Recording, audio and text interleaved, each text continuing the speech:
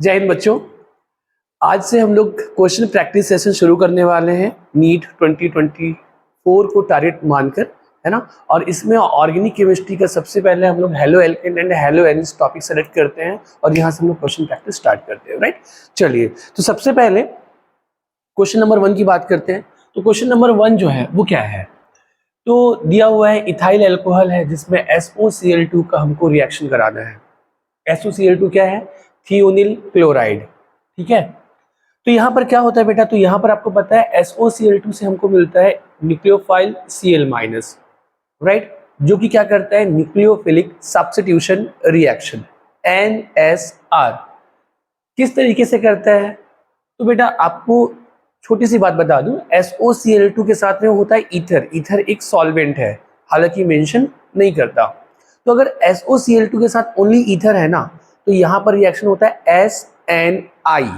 I repeat बच्चों, SNI, जहां पर I का मतलब होता है इंटरनल। क्या मतलब है?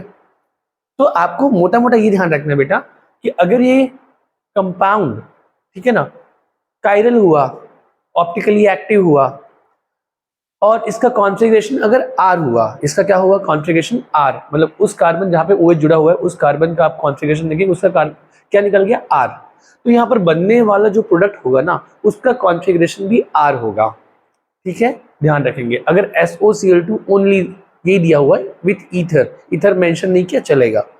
पर अगर आपको SOCl2 के साथ पिरिडीन दिया हुआ है, पिरिडीन, ठीक है ना, तो यहां पर जो है ना SN2 रिएक्शन होगा। आप नोट डाउन कर लें, SN2 रिएक्शन होगा। और उस केस में आपको पता है कि टोटल इन्वर्जन होता है। इन्वर्जन का मतलब अगर इसका कॉन्फ़िगरेशन R निकला तो बनने वाला जो कंपाउंड है उसका कॉन्फ़िगरेशन निकलेगा S, ठीक है।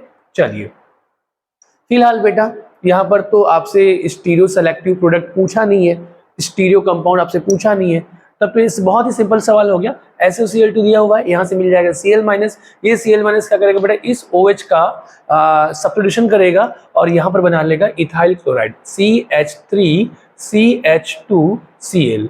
दूसरी इंपॉर्टेंट बात मैं आपसे ये कहना चाहूंगा कि बेटा ये SOCl2 का रिएक्शन जब हम लोग अल्कोहल से कराते हैं ना, तो इथाइल क्लोराइड बनता है, साथ में बाई प्रोडक्ट SO2 और HCl भी बनता है, राइट। और आपको भी पता है बेटा ये SO2 भी गैस होती है, HCl भी गैस होती है और ये उड़ जाते हैं, हमको प्योर इथाइल क्लोराइड हमको मिल जाता है।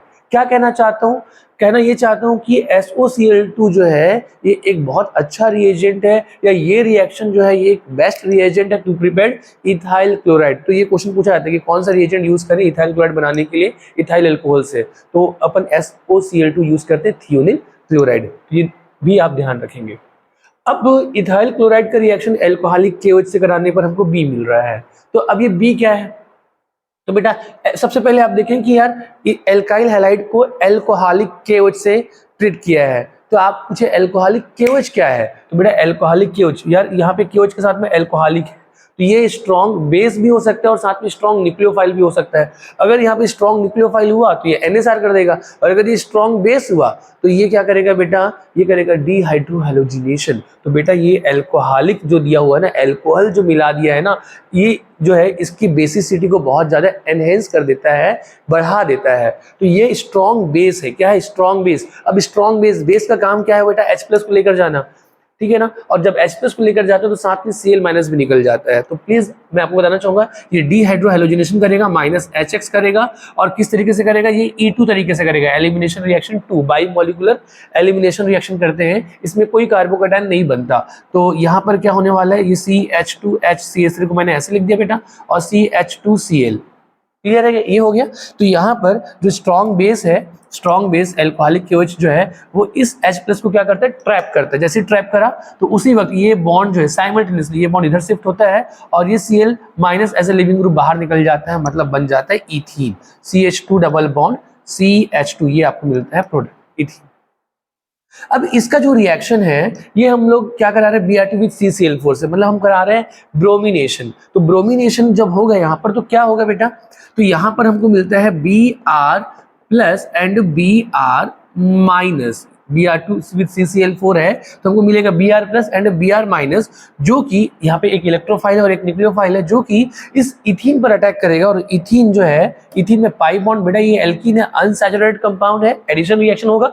अनसैचुरेटेड कंपाउंड का जो फीचर होता है वो किसका होता है, एडिशन रिएक्शन का। पाई बॉन्ड शिफ्ट कर रहा है माइनस एंड प्लस, ठीक है बेटा। तो यहाँ पर जैसे माइनस प्लस हुआ Br तुरंत बेटा इस कार्बन पर अटैक करेगा और एक इंटरमीडिएट बनता है साइक्लोनियम आयन, ठीक है ना। और उसके बाद Br माइनस प्लस पर अटैक करेगा और वो जो है साइक्लोनियम आयन वो अगेन ब्रेकडाउन हो जाता है।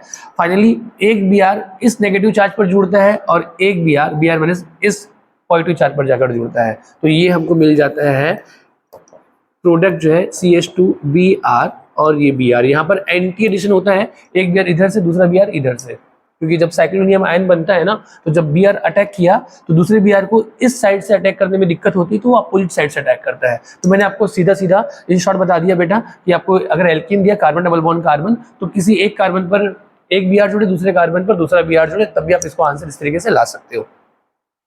अब इसके बाद फिर देकर रखा हुआ है क्या, सोडामाइड का रिएक्शन हमने इसके साथ कराते हैं। बेटा यहाँ पर कार्बन कार्बन के बीच में सिंगल बॉन्ड है तो फ्री रोटेशन पॉसिबल है, तो एक Br ऊपर एक Br नीचे है तो वो फ्री रोटेट होकर दोनों सेम साइड भी आ सकते हैं।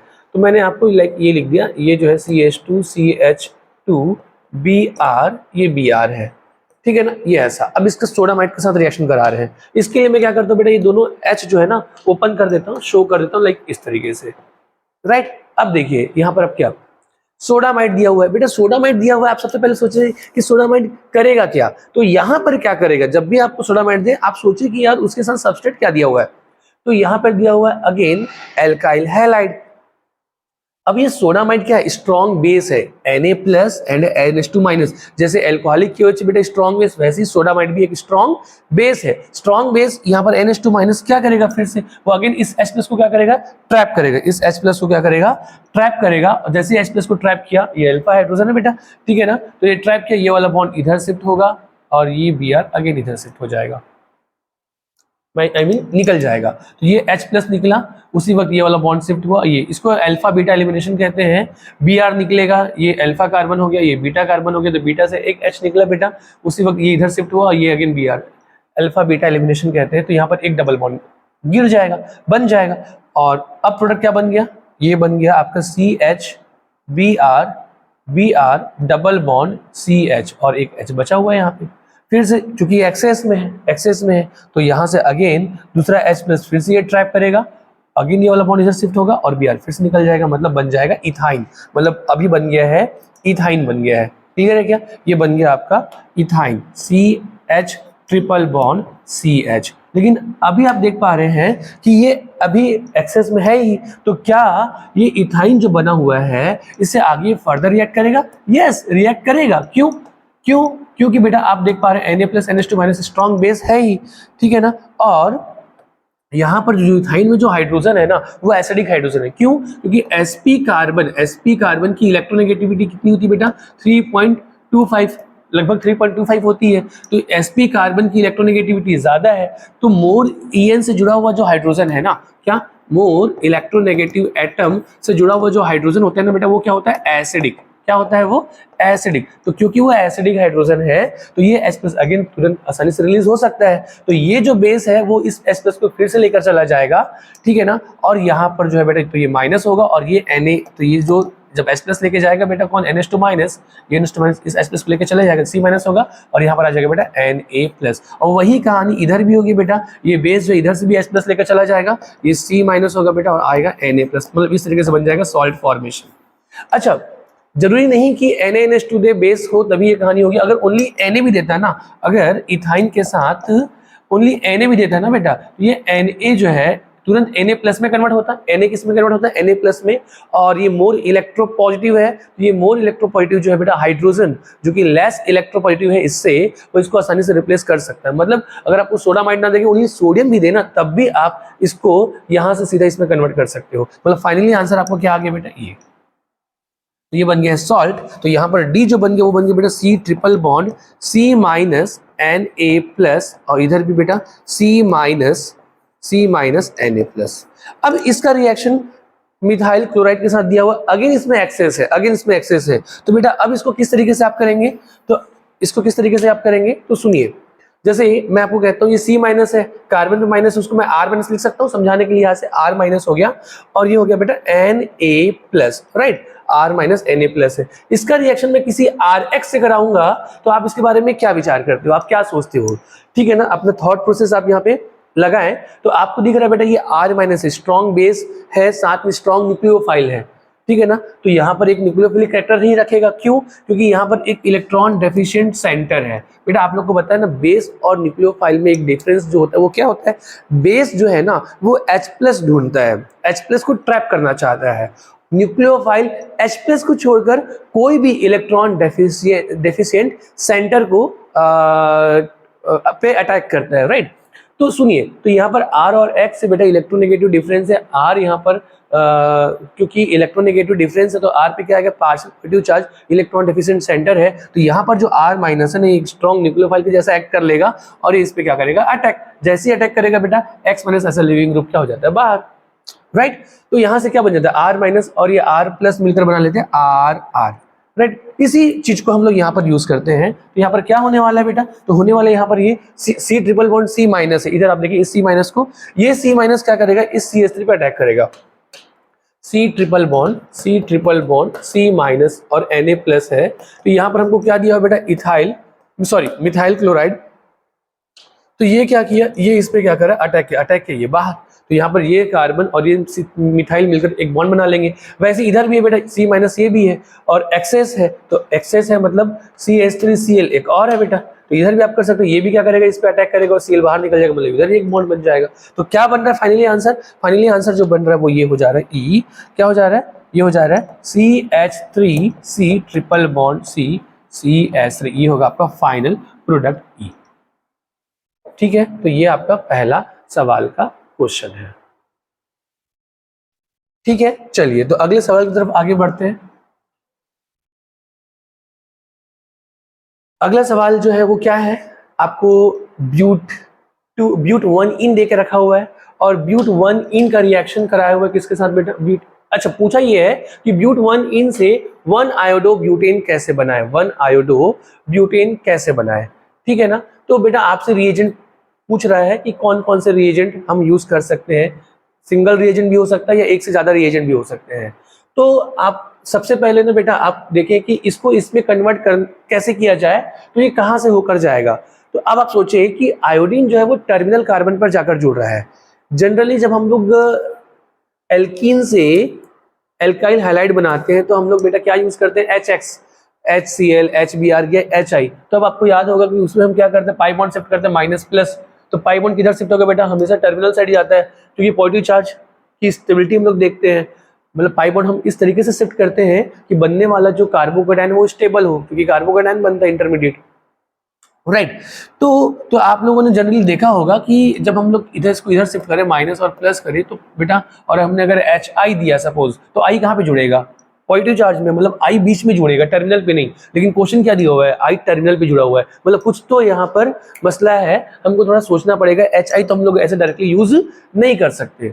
तो क्या बेटा, तो आप लोगों ने पढ़ा होगा एक पेरोक्साइड इफेक्ट, या जिसको एंटी मार्कोनिकॉफ इफेक्ट भी कहते हैं, है ना। और वो कौन शो करता है बेटा, वो HX में ओनली HBr शो करता है। कौन शो करता है, ओनली HBr।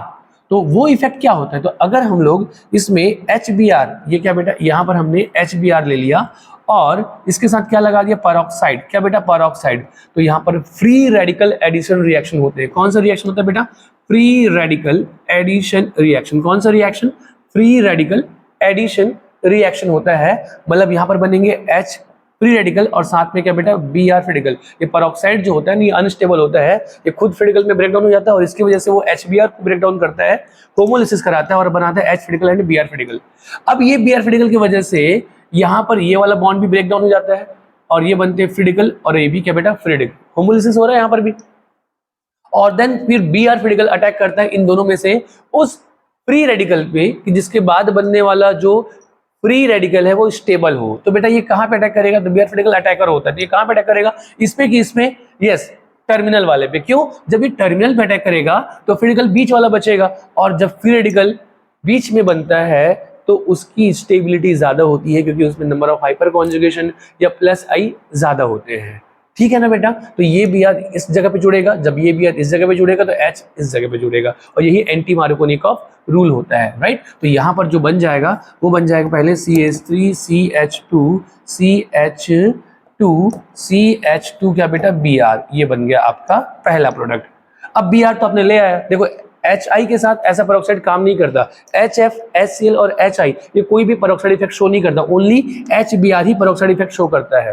ठीक है ना बेटा, क्यों नहीं करता इसके पीछे भी रीजन है, फिलहाल अभी तो हम लोग क्वेश्चन की बात कर रहे हैं। तो ये आपने 1 ब्रोमो ब्यूटेन बना लिया। अब 1 ब्रोमो ब्यूटेन को 1 आयोडोब्यूटेन में कन्वर्ट करना है तो Br को रिप्लेस करना है I से, तो आप उसके लिए आपको एक रिएक्शन याद आ रहा होगा, फिंकलस्टीन रिएक्शन है ना, जिसमें रिएजेंट होता है NaI विथ एसीटोन, और ये SN2 तरीके से होता है बेटा, SN2 रिएक्शन है, मतलब अगेन इसमें कोई कार्बोकेटाइन नहीं बनेगा, कोई रीअरेंजमेंट भी नहीं होगा। ये जो Br है ना, ये Br को रिप्लेस करेगा कौन, I माइनस, यहाँ से स्ट्रॉन्ग न्यूक्लियोफाइल I माइनस मिलेगा, और ये Br का क्या करेगा, सब्स्टिट्यूशन रिएक्शन और बना लेगा 1 आयोडो ब्यूटेन। तो यहाँ पे जो दो रिएजेंट हम लोग यूज करेंगे वो कौन सा होगा बेटा, तो पहला होगा HBr के साथ पेरोक्साइड R2O2 या H2O2 जो भी ले लो आप, और दूसरा जो हो जाएगा बेटा वो है NaI विथ एसीटोन। ये हो गया हमारा सेकंड क्वेश्चन का आंसर।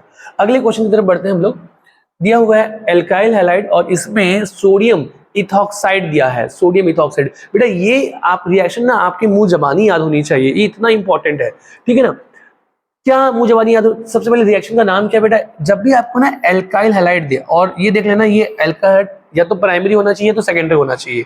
इसका रिएक्शन जब हम लोग, ठीक है ना, RO माइनस Na प्लस से कराते हैं ना, तो ये बनता है बेटा ईथर, ROR। ये रिएक्शन आपको याद होना चाहिए बेटा, ये रिएक्शन बहुत ज्यादा इंपॉर्टेंट है, जिसका नाम है Williamson's ether synthesis, Williamson's ether synthesis. और जो कि बेटा SN2 रिएक्शन होता है, SN2 रिएक्शन होता है, टोटल इन्वर्जन होता है, ठीक है ना। और आप लोगों को पता है कि SN2 रिएक्शन एक या तो प्राइमरी एल्काइल हैलाइड करेगा या तो सेकेंडरी, टर्सरी नहीं करता, क्योंकि SN2 में बैक अटैक होता है, और टर्सरी जो एल्काइल हैलाइड होते हैं इसमें क्राउडिंग बहुत ज्यादा होती है, दैट्स व्हाई SN2 रिएक्शन से पॉसिबल नहीं है, बैक अटैक कर ही नहीं पाएगा, इस कार्बन पर बैक अटैक हो ही नहीं पाएगा। तो tertiary alkyl halide SN2 reaction show नहीं करता, दैट्स व्हाई एल्काइल, जब भी आप विलियमसन ईथर सिंथेसिस लेंगे आप टर्सरी एल्काइल हैलाइड लेने से बचेंगे। ये आपको क्वेश्चन में अगर दिया हुआ है कि कौन विलियमसन ईथर सिंथेसिस शो नहीं करेगा, तो tertiary alkyl halide Williamson ether synthesis show नहीं करेगा, प्लीज कीप इन माइंड। तो ये जो एल्काइल हैलाइड या तो प्राइमरी होना चाहिए तो सेकेंडरी, जैसे कि अगला सवाल जो दिया इसमें सेकेंडरी दिया हुआ है, तो ये भी विलियमसन ईथर सिंथेसिस करेगा। ये भी दोनों सेम क्वेश्चन है, बस डिग्री का फर्क है एल्काइल हैलाइड का। तो होगा क्या बेटा इसमें, तो होगा ये, चलिए इसको भी मिटा देता हूं, ये SN2 रिएक्शन करेगा, तो हमको यहाँ पर जो रिएजेंट है वो दिया हुआ है इथॉक्साइड, और सोडियम इथॉक्साइड है, तो ये sodium ethoxide CH3 CH2 O minus, ये न्यूक्लियोफाइल इस कार्बन पर अटैक करेगा। बेटा क्यों अटैक करेगा, क्योंकि कार्बन और ब्रोमीन इलेक्ट्रोनेगेटिविटी का डिफरेंस है, ये पार्शियल नेगेटिव ये पार्शियल पॉजिटिव है, तो इलेक्ट्रॉन डेफिशिएंट सेंटर है, ये न्यूक्लियोफाइल इलेक्ट्रॉन डेफिशिएंट सेंटर की तलाश किया, इस पे अटैक किया, जैसे इस पे अटैक किया बेटा ये वाला Br उसी वक्त बाहर निकल जाता है एज ए लिविंग ग्रुप, और यहाँ पर प्रोडक्ट बन जाता है कौन सा, ये बन जाता है di ethyl ether CH3 CH2O CH2 CH, di ethyl ether, ये हमारा प्रोडक्ट बन गया विलियम। और इस रिएक्शन का नाम क्या बेटा, Williamson's ether synthesis, Williamson's ether synthesis. यहाँ पर भी सेम कहानी है, ये हमको मिट गया इथॉक्साइड, क्या बेटा आपके लिए रिएजेंट है, ये क्या करेगा, इसी कार्बन पर अटैक करेगा। क्यों, क्योंकि कार्बन और ब्रोमीन के बीच में इलेक्ट्रॉनिक डिफरेंस है, पार्शियल प्लस पार्शियल माइनस, इसने इलेक्ट्रॉन डेफिशिएंट सेंटर देखकर अटैक किया, और जैसे अटैक किया बेटा Br बाहर निकल जाएगा, और यहाँ पर प्रोडक्ट जो बन जाएगा वो क्या बन जाएगा, CH3 CH2 ये O, और बेटा इधर क्या है, इधर हो गया आपका CH3 CH3, ठीक है ना, ये बन गया आपका इथाइल आइसोप्रोपाइल ईथर। ये अगर हम लोग IUPAC नेम अगर हम लोग बोले तो पेरेंट कार्बन चेन कितने कार्बन का हो जाएगा बेटा, 3 कार्बन का हो जाएगा, longest carbon chain parent carbon chain हो गया नंबरिंग 1 2 3, तो 2 इथॉक्सी है, 2 इथॉक्सी प्रोपेन, ये आपका इसका नाम होगा, ये भी विलियमसन्स ईथर सिंथेसिस ही है। अगला सवाल भी इसी टाइप का है, यहाँ पर बेटा ये अगेन RO माइनस दिया हुआ है, एल्कोक्साइड दिया हुआ है, ये भी विलियमसन ईथर सिंथेसिस है। सुनो काम की बात जो मैं कहना चाह रहा हूँ बेटा, ये जो है ना ये स्मॉलर भी हो सकता है और बल्कियर भी हो सकता है, इस RO माइनस जो है, जो रिएजेंट है, विलियमसन ईथर सिंथेसिस का जो रिएजेंट होता है वो RO माइनस Na+ या फिर K+। ठीक है ना बेटा, ये बल्कियर भी हो सकता है, स्मॉलर भी हो सकता है, लेकिन ये बल्कियर नहीं होना चाहिए, ये या तो प्राइमरी होगा या तो टर्सरी होगा, राइट। तो क्योंकि ये या तो प्राइमरी होगा या तो सेकेंडरी होगा, टर्सरी नहीं होगा। तो ये प्राइमरी है बेटा, तो यहाँ पर विलियमसन ईथर सिंथेसिस होगा। अगेन ये इस पे बैक अटैक करेगा, ये जो है बेटा CH3 CH3CH3O-। अगेन ये क्या करेगा, इस पे बैक अटैक करेगा, ये ऐसा बैक अटैक किया बेटा उस कार्बन पे जहाँ पे ब्रोमीन जुड़ा हुआ है, ठीक है ना, और ये बना लेगा क्या प्रोडक्ट, CH3O CH2CH3। इसका नाम क्या है बेटा, आप मुझे इसका नाम बताएं, आईयूपीएसी नेम। तो पेरेंट कार्बन चेन कितने कार्बन का हो जाएगा, 3 कार्बन का। आप ऐसे ले सकते हैं 3 कार्बन का, 1 2 3, ठीक है ना बेटा। इसमें क्या है, 2 पे मिथाइल है और 2 पे इथॉक्सी है, तो इथॉक्सी का ई पहले आ रहा है, 2 इथॉक्सी 2 मिथाइल प्रोपेन, ये इसका यूपीएसी नेम हो गया। I repeat, 2 ethoxy 2 methyl propane. ये भी विलियमसन ईथर सिंथेसिस ही है। क्या ये विलियमसन ईथर सिंथेसिस है? नहीं, ये विलियमसन ईथर सिंथेसिस नहीं है। क्यों नहीं है? क्योंकि बेटा ये टर्सरी है। अब ये टर्सरी है तो यहाँ पे विलियमसन ईथर सिंथेसिस नहीं होगा, तो इसकी जगह पे क्या होगा, तो इसकी जगह पे तो यहाँ पर सब्स्टिट्यूशन रिएक्शन नहीं होगा, ठीक है ना बेटा। यहाँ पर SN2 नहीं होगा, SN2 नहीं होगा। क्यों नहीं होगा? क्योंकि ये बेटा ये टर्सरी पे अटैक नहीं कर सकता। तो क्या होगा, तो सुनिए मेरी बात, देखते हैं बेटा। आपको पता है कि कोई भी जो एल्काइल हैलाइड है ना, एल्काइल हैलाइड, इसमें कोई हम रिएजेंट डालते हैं जिसके पास इलेक्ट्रॉन डेंसिटी है। रिएजेंट को मैं जैसे बेटा ये न्यूक्लियोफाइल भी कह सकता हूँ, और क्योंकि उस पर इलेक्ट्रॉन डेंसिटी है तो बेसिक कैरेक्टर भी होगा, बेसिसिटी भी होगी और न्यूक्लियोफिलिसिटी भी होगी। तो मैं आपको कहता हूँ बेटा कि कोई भी जो जिसके पास भी इलेक्ट्रॉन डेंसिटी है वो न्यूक्लियोफिलिक कैरेक्टर भी रख सकता है और बेसिक कैरेक्टर भी रख सकता है। सेम टाइम पे अगर उसका न्यूक्लियोफिलिक कैरेक्टर डोमिनेंट है, ठीक है ना, तो वो क्या करेगा बेटा, इस पे अटैक करेगा और न्यूक्लियोफिलिक सब्स्टिट्यूशन रिएक्शन कराएगा। लेकिन अगर उसका बेसिक कैरेक्टर डोमिनेंट है तब वहां पर वो एक्टिव हाइड्रोजन ढूंढेगा, बीटा कार्बन पे H उठाता है और अल्फा कार्बन से X निकालता है और एलिमिनेशन रिएक्शन करेगा। तो न्यूक्लियोफिलिक कैरेक्टर डोमिनेंट होने से NSR होगा और बेसिक कैरेक्टर डोमिनेंट होने से एलिमिनेशन रिएक्शन होगा, राइट। और तो 2 रिएक्शन हो गए बेटा। लेकिन अगर हम लोग और थोड़ा सा डीपली स्टडी करें तो आपको पता चलेगा कि न्यूक्लियोफाइल 2 तरीके से हो सकते हैं, एक वीक हो सकता है, एक स्ट्रांग हो सकता है। अगर वीक होगा तो SN1 होगा, स्ट्रांग होगा तो SN2 होगा। और बेस भी अगर वीक है तो एलिमिनेशन रिएक्शन 1 होगा और स्ट्रांग होता है एलिमिनेशन रिएक्शन 2 होगा। इसके बारे में आप लोगों ने पढ़ा होगा। तो मैं क्या कहना चाह रहा हूं बेटा कि आप SN1 SN2 और क्या बेटा E1 और E2, ये आप लोगों ने पढ़ा ही होगा, मैं उम्मीद करूंगा। तो E1 और E2, अगर इसमें कोई भी एल्काइल हैलाइड के लिए रिएक्टिविटी का आपसे ऑर्डर पूछे, और एल्काइल हैलाइड जो बेटा वो प्राइमरी, सेकेंडरी और टर्सरी इस तरीके से है, तो आपको पता है कि SN1 की जो रिएक्टिविटी होगी उसमें जो टर्सरी एल्काइल हैलाइड होगा उसकी रिएक्टिविटी सबसे ज्यादा होगी, देन सेकेंडरी, देन प्राइमरी। ऐसा क्यों बेटा? क्योंकि जो टर्सरी होगा उसमें जब X बाहर निकलेगा तो टर्सरी कार्बोकेटायन बनेगा जो कि सबसे ज्यादा स्टेबल होता है। तो SN1 में जो इंटरमीडिएट होता है वो कार्बोकेटायन बनता है, और जितना ज्यादा स्टेबल कार्बोकेटायन होगा रिएक्टिविटी उतनी ज्यादा होगी। हमने कर रखा है। तो 321 का ऑर्डर होता है भाई। SN2 की जो रिएक्टिविटी होती है वो 123 का ऑर्डर होता है, 1 डिग्री, 2 डिग्री एंड 3 डिग्री, ठीक है ना। क्यों? क्योंकि यहाँ पर SN2 की रिएक्टिविटी डिपेंड करती है जिस कार्बन पर न्यूक्लियोफाइल अटैक करने वाला है वहां पर क्राउडिंग क्या होनी चाहिए, कम होनी चाहिए। क्योंकि क्राउडिंग अगर कम है तो न्यूक्लियोफाइल आसानी से अटैक कर सकता है। मतलब ये जो न्यूक्लियोफाइल है इस कार्बन पर अटैक करेगा तो इस कार्बन पर क्राउडिंग कम होनी चाहिए, मतलब ये टर्सरी ना हो, ये प्राइमरी हो, या उससे भी सुपर प्राइमरी हो जाए तो और भी अच्छी बात है, कोई भी दिक्कत ही नहीं होगा अटैक करने में। तो जितना ज्यादा क्राउडिंग होगा रिएक्टिविटी कम होगी। तो बेटा इसमें क्राउडिंग बहुत ज्यादा है तो टर्सरी की रिएक्टिविटी बहुत कम होती है। टर्सरी ज्यादा रिएक्टिव सेकेंडरी होता है, सेकेंडरी ज्यादा रिएक्टिव क्या होता है बेटा, प्राइमरी। E1 के लिए बेटा अगेन आप जानते हैं कि इसमें भी 321 का ऑर्डर होता है, 3 डिग्री, 2 डिग्री, 1 डिग्री। क्यों? क्योंकि यहाँ पर भी इंटरमीडिएट कार्बोकेटायन बनता है X के निकल जाने के बाद में, और 3 डिग्री कार्बोकेटायन सबसे ज्यादा stable, then 2 degree, then 1 degree. E2 में भी ऑर्डर 321 का ही होता है, किसका, 3 डिग्री, 2 डिग्री एंड 1 डिग्री। क्यों? क्योंकि E2 रिएक्शन में हालांकि कोई कार्बोकेटायन नहीं बनता, पर जो इसमें ट्रांजिशन स्टेट होता है वहां पर एल्कीन बनते हुए हमको दिखाई देता है, और एल्कीन जो बन रहा है उसकी स्टेबिलिटी हम लोग चेक करते हैं। जब टर्सरी एल्काइल हैलाइड होगा तो वहां पर जो एल्कीन है वो ज्यादा स्टेबल मिलता है, देन सेकेंडरी पे, देन प्राइमरी पे। दैट्स व्हाई E2 के भी 321 का ये ऑर्डर है। तो कहानी में कहना क्या चाहता हूँ, कहानी में ये कहना चाहता हूँ कि यहाँ पर हम क्या कराएं, यहाँ पर हम क्या कराएं। तो आप देखिए बेटा, क्योंकि ये टर्सरी है तो ये क्या क्या करना चाहेगा, ये SN1 चाहेगा, ये E1 चाहेगा और ये E2 चाहेगा। मतलब ये क्या क्या चाहता है, ये SN1 चाहता है, ये E1 चाहता है, ये E2 चाहता है, राइट। और ये जो है ये स्ट्रॉन्ग है। अब स्ट्रॉन्ग, इलेक्ट्रॉन डेंसिटी ज्यादा है बेटा, इलेक्ट्रॉन डेंसिटी ज्यादा मतलब ये स्ट्रॉन्ग है, वीक नहीं है। वीक कौन होते हैं, जो जिसपे इलेक्ट्रॉन डेंसिटी नहीं होती, जैसे CH3 CH2OH है, बट इसमें कहीं पे इलेक्ट्रॉन डेंसिटी है क्या, नहीं, मतलब ये वीक है। ये वीक बेस भी हो सकता है, ये वीक न्यूक्लियोफाइल भी हो सकता है, मतलब है। यहाँ पर नेगेटिव चार्ज है मतलब ये स्ट्रॉन्ग है, तो ये स्ट्रॉन्ग न्यूक्लियोफाइल भी है और स्ट्रॉन्ग बेस भी है। तो सुनिए, अगर ये स्ट्रॉन्ग है तो ये 2-2 टाइप करेंगे, या तो SN2 करेंगे या तो E2 करेंगे। और अगर ये वीक होता जैसे कि ये, तो ये 1-1 करते, या तो SN1 करते सब्स्टिट्यूशन में या E1 करते, राइट। तो चलिए, तो बेटा तो यहाँ पर तो ये है नहीं, ये है, तो ये स्ट्रॉन्ग है, तो स्ट्रॉन्ग है तो ये क्या चाहेगा, या तो ये SN2 चाहेगा या तो E2 चाहेगा। क्लियर है क्या।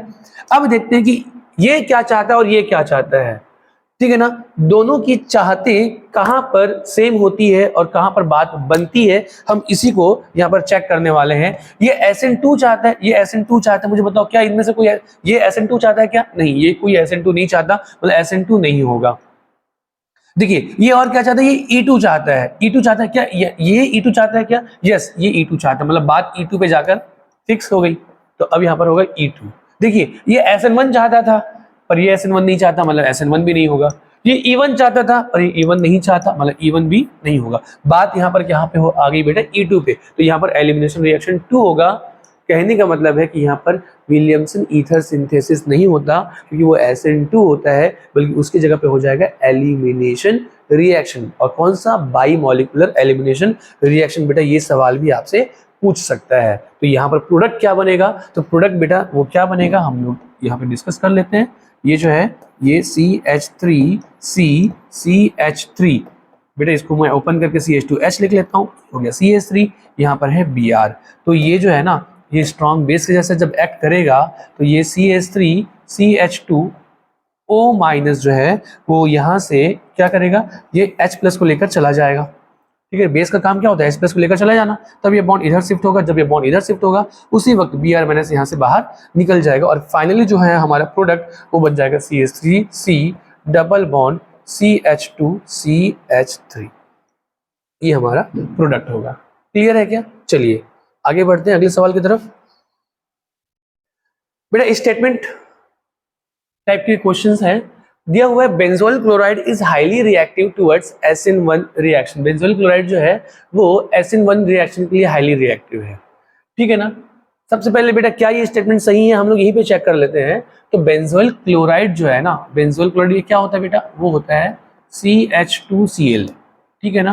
क्या ये SN1 रिएक्शन के लिए हाईली रिएक्टिव होगा। तो सबसे पहले सोच लो कि SN1 की रिएक्टिविटी किस बात पे डिपेंड करती है। तो SN1 की रिएक्टिविटी डिपेंड करती है स्टेबिलिटी ऑफ कार्बोकेटाइन पे, समझ रहे हो बेटा। तो स्टेबिलिटी ऑफ कार्बोकेटाइन, तो सबसे पहले आप क्या करें, Cl बाहर निकालें, X बाहर निकालें, और बाहर निकालकर बनाए यहाँ पर पॉजिटिव चार्ज, ये कार्बोकेटाइन, और चेक करें क्या ये कार्बोकेटाइन स्टेबल है। तो जी हाँ, ये कार्बोकेटाइन स्टेबल है, क्योंकि ये रेजोनेंस स्टेबल कार्बोकेटाइन है। यहाँ पर साइक्लिक रेजोनेंस हो रहा है, और आपको पता है कि 3 डिग्री कार्बोकेटाइन या रेजोनेंस स्टेबल कार्बोकेटाइन जो होते हैं वो स्टेबल कार्बोकेटाइन है, ठीक है ना। तो क्योंकि स्टेबल कार्बोकेटाइन, इस वजह से इसकी रिएक्टिविटी ज्यादा है। क्लियर है क्या। चलिए, तो ये बात स्टेटमेंट 1 जो है वो सही है। सेकेंड स्टेटमेंट जो कहता है वो क्या कहता है, the intermediate benzyl carbocation formed in slowest step is stabilised through resonance. हमने वही बात बोली कि यहाँ पर बेटा ये जो है ना, फर्स्ट स्टेप जो होता है स्लोएस्ट स्टेप होता है, जहां पे बनता है कार्बोकेटाइन, और वो रेजोनेंस की वजह से क्या है, स्टेबलाइज्ड है, दैट्स व्हाई इसकी रिएक्टिविटी ज्यादा है। कहने का मतलब कि स्टेटमेंट 1 भी सही है, स्टेटमेंट 2 भी सही है, और स्टेटमेंट 2 स्टेटमेंट 1 का सही एक्सप्लेनेशन है। तो आप उस तरीके से ऑप्शन ढूंढकर आप उसको टिक कर सकते हैं, राइट। चलिए अगला सवाल, फिर से स्टेटमेंट वाइज क्वेश्चन बेटा। स्टेटमेंट 1 जो है वो क्या बोल रहा है, allyl chloride is hydrolysed more readily than normal propyl chloride. Clear है क्या बेटा। हाइड्रोलाइज बोल रहा है, मतलब हाइड्रोलिसिस हो रहा है, और ये 2 टाइप के हो सकते हैं, एसिडिक भी और बेसिक भी, कुछ भी नहीं बोला तो आप कुछ भी मान सकते हैं, आप एसिडिक हाइड्रोलिसिस भी मान सकते हैं या बेसिक, कोई भी आप, मैं एसिडिक ले लेता हूं। तो जैसे एलाइल क्लोराइड है CH2 डबल बॉन्ड CH2Cl, इसका हम कराते हैं हाइड्रोलिसिस H3O प्लस, मतलब H2O with H plus, acidic medium में हम करा रहे हैं हाइड्रोलिसिस। बेसिक मीडियम में अगर होता तो मैं क्या ले लेता, NaOH एल्कलाइन हाइड्रोलिसिस, राइट, दोनों में सेम आंसर आने वाला है बेटा। तो मैं कोई भी एक पकड़ लेता हूँ, एसिडिक हाइड्रोलिसिस। ये बोल रहा है कि एलाइल क्लोराइड जो है ना बेटा, ये हाईली रिएक्टिव है हाइड्रोलिसिस के लिए, ठीक है ना। और क्यों है पहले इस पे चर्चा कर लेते हैं बेटा। तो देखिए, और किससे, normal propyl chloride. Normal propyl chloride क्या है, CH3 CH2 CH2Cl। जब इसमें हम लोग हाइड्रोलिसिस कराएंगे तो इसकी रिएक्टिविटी इससे ज्यादा है। तो देखते बेटा, ये आप देख रहे हैं H2O के साथ में है H प्लस, ठीक है ना बेटा। H2O क्या है, एक वीक न्यूक्लियोफाइल है, और वीक न्यूक्लियोफाइल है बेटा, ये कौन सा रिएक्शन करना चाहता है, SN1 करना चाहता है अगर हम लोग न्यूक्लियोफाइल की बात करें। तो जब ये बेटा, इसके लिए जब ये Cl निकलेगा तो बनेगा कार्बोकेटायन। तो अगर ये कार्बोकेटायन की स्टेबिलिटी ज्यादा होगी, मतलब ये आसानी से होगा, अगर कार्बोकेटायन की स्टेबिलिटी ज्यादा होगी तो आसानी से होगा। यहाँ पर H3O plus again weak nucleophile है, ये भी SN1 चाहता है, SN1 चाहता है मैं कह रहा हूं। तो इसके लिए बेटा जब हम Cl निकालेंगे तो यहाँ पर जो बनने वाले जो कार्बोकेटायन है वो लेस स्टेबल है, यहाँ पर मोर स्टेबल है। यहाँ पर कार्बोकेटायन मोर स्टेबल क्यों, क्योंकि यहाँ पर हो रहा है रेजोनेंस। तो ड्यू टू रेजोनेंस ये पॉजिटिव चार्ज क्या है बेटा, ज्यादा स्टेबल है। बेटा आप, हम लोग जनरली क्या करते हैं, रट लेते हैं 3 डिग्री 2 डिग्री 1 डिग्री, 3 डिग्री की स्टेबिलिटी सबसे ज्यादा, देन 2 डिग्री, देन 1 डिग्री, और 1 डिग्री तो SN3 SN1 तो करेगा ही नहीं बेटा। ये सही चीज है, पर आप कंडीशन अप्लाई, यहाँ पर रेजोनेंस हो रहा है, भले ही 1 डिग्री एल्काइल उसके बाद भी ये SN1 करेगा। 1 डिग्री जनरली SN2 करते हैं, पर ये SN1 करेगा। क्यों, क्योंकि क्या, क्योंकि यहाँ पर जो बनने वाला इंटरमीडिएट कार्बोकेटायन वो स्टेबल है, तो SN1 रिएक्शन का रूट लेगा और इसकी रिएक्टिविटी ज्यादा होगी। यहाँ पर बेटा ये SN1 को फेवर कर रहा था, ये SN2 चाहता है, तो बात यहाँ पर बन नहीं रही है, होगा हालांकि SN2, पर ये SN2 स्लो तरीके से होगा, मतलब इसकी रिएक्टिविटी कम होगी। क्यों स्लो होगा, क्योंकि ये जो है ना, ये न्यूक्लियोफाइल क्या है, वीक है, तो वीक न्यूक्लियोफाइल तो SN1 चाहता है, SN2 नहीं चाहता। ये SN2 चाहता है, SN1 नहीं चाहता, पर चलेगी किसकी, इसी की चलेगी, SN2 तरीके से जाएगी, क्योंकि ये प्राइमरी है, और यहाँ पे कार्बोकेटायन स्टेबल बन नहीं रहा। अगर ये स्टेबल कार्बोकेटायन बन रहा होता तब ये SN1 तरीके से जाता, पर कोई कार्बोकेटायन स्टेबल बन नहीं रहा तो ये SN2 जाएगा, पर ये SN2 चाहता नहीं है, तो रिएक्शन क्या हो जाएगा, स्लो। तो यहाँ पर इसकी रिएक्टिविटी क्या हो जाएगी, स्लो हो जाएगी, दैट्स व्हाई इसकी रिएक्टिविटी इससे ज्यादा है।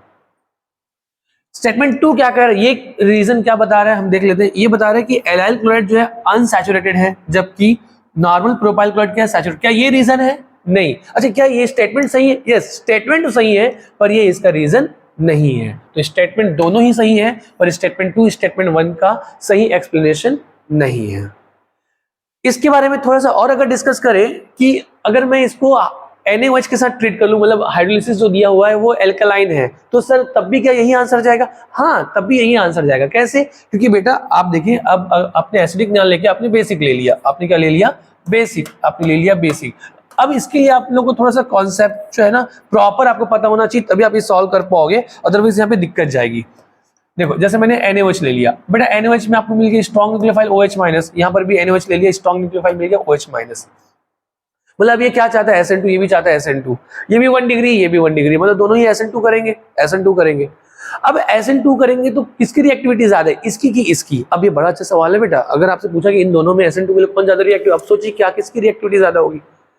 तो सर SN2 की रिएक्टिविटी किस बात पे डिपेंड करती है, एक आप जो जानते हो वो ये है कि क्राउडिंग क्या होना चाहिए, जिस भी कार्बन पर क्लोरीन जुड़ा हुआ होगा उस कार्बन पे क्राउडिंग क्या होनी चाहिए, कम, कि ताकि वो आसानी से अटैक कर सके। तो बेटा ये भी 1 डिग्री, ये भी 1 डिग्री है, तो क्राउडिंग तो दोनों में सेम ही है, जितना क्राउडिंग इसमें है उतनी क्राउडिंग इसमें, मतलब दोनों में क्राउडिंग कम है। तो जब क्राउडिंग कम है तो सर रिएक्टिविटी दोनों की सेम होगी क्या, तो नहीं बेटा। यहाँ पर आपको एक बात और ध्यान रखनी है कि SN2 की रिएक्टिविटी एक तो स्टेरिक क्राउडिंग पे डिपेंड करता है, इन्वर्सली प्रोपोर्शनल होता है, उसके अलावा इलेक्ट्रॉन विड्रॉइंग ग्रुप पर भी डिपेंड करता है। अगर इलेक्ट्रॉन विड्रॉइंग ग्रुप है तो SN2 की रिएक्टिविटी ज्यादा होती है।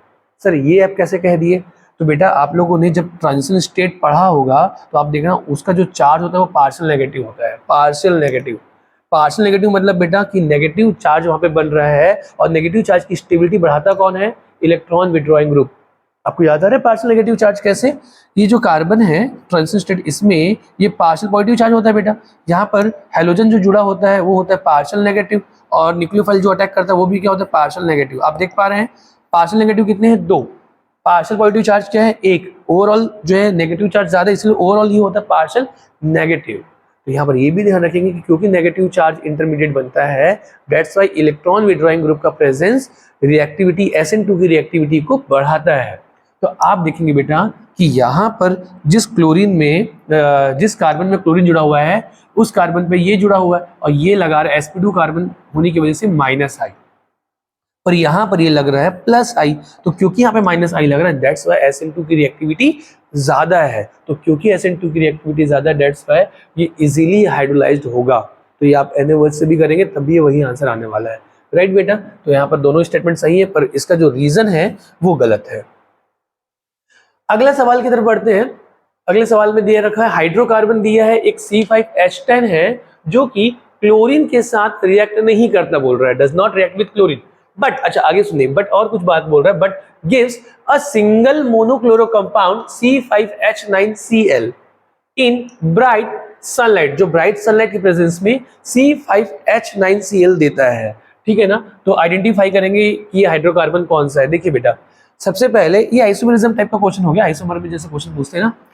C5H10, आपको पता है कि C5H10 देखकर हमको समझ में आ गया कि यार इसका DU क्या है, इसका डिग्री ऑफ अनसैचुरेशन 1 है। और डिग्री ऑफ अनसैचुरेशन 1 होने का क्या मतलब है कि ये 5 कार्बन का या तो ओपन स्ट्रक्चर होगा या तो क्लोज स्ट्रक्चर होगा। ओपन अगर स्ट्रक्चर हुआ तो यहाँ पर एक पाई बॉन्ड होगा। पाई बॉन्ड कहीं भी लग सकता है, टर्मिनल पे बीच में, सपोज मैंने बीच में लगा दिया, तो एक ओपन स्ट्रक्चर होगा बेटा और एक क्लोज स्ट्रक्चर होगा, जिसमें अब क्लोज स्ट्रक्चर है मतलब कोई पाई बॉन्ड नहीं होगा। यस और नो? ओपन में पाई बॉन्ड कहीं भी हो सकता है, यहाँ यहाँ यहाँ यहाँ कहीं पे भी हो सकता है, राइट। और ये क्लोज स्ट्रक्चर होगा। देखते हैं कि ओपन होगा कि क्लोज होगा, पहले यहाँ पर समझ लेते हैं। तो पहला ही लाइन बोला है कि C5H10 वो वाला जो क्लोरीन से रिएक्ट नहीं करता। बेटा मुझे बताओ, क्या एल्कीन मतलब कार्बन डबल बॉन्ड कार्बन क्या क्लोरीन से रिएक्ट कर जाता है? यस, क्लोरीन से रिएक्ट कर, जैसे Cl2 विद CCl4 या Cl2 विद वाटर, वो क्लोरीन के साथ रिएक्ट कर जाता है। मतलब कि ये अनसैचुरेटेड कंपाउंड तो नहीं होगा, क्योंकि अनसैचुरेटेड कंपाउंड क्लोरीन के साथ रिएक्ट करके एडिशनल रिएक्शन करते हैं, ठीक है ना। लेकिन सैचुरेटेड कंपाउंड जैसे कोई एल्केन है, वो एल्केन आसानी से क्लोरीन के साथ रिएक्ट नहीं करता। Cl2 या Br2 इनके साथ आसानी से रिएक्ट नहीं करता। आपने पढ़ा है एल्केन जो होते हैं वो लीस्ट रिएक्टिव होते हैं, इसी वजह से उसको पैराफिन्स कहते हैं। तो ये तभी रिएक्ट करते हैं जब या तो हाई टेम्परेचर होगा या तो सनलाइट होगा, राइट। याद आ रहा है आप लोग को? तो बेटा तो यहाँ पर ये एल्केन है, साइक्लो एल्केन है हालांकि, तो ये क्लोरीन के साथ तुरंत आसानी से रिएक्ट नहीं करेगा।